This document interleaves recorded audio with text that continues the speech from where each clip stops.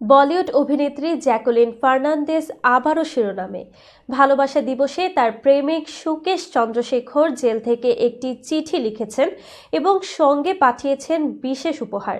সুকেশ চিঠিতে জ্যাকুলিনকে ভালোবাসা দিবসের শুভেচ্ছা জানিয়ে বলেন, এই বছর আমাদের জীবনে নতুন সূচনা নিয়ে এসেছে, আর এই ভালোবাসা দিবস আমাদের জন্য বিশেষ, কারণ এটি আমাদের জীবনের বাকি ভালোবাসার দিনগুলো একসঙ্গে কাটানোর একটি পদক্ষেপ।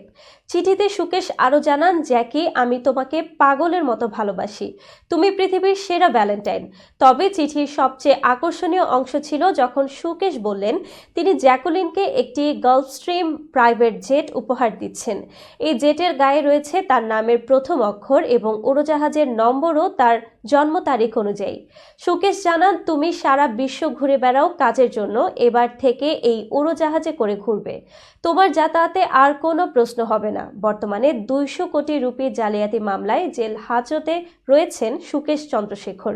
যদিও জ্যাকুলিন বরাবরই সুকেশের সঙ্গে প্রেমের সম্পর্ক অস্বীকার করেছেন, তবুও বিশেষ দিনে সুকেশ তার উদ্দেশ্যে প্রেমপত্র পাঠিয়ে থাকেন।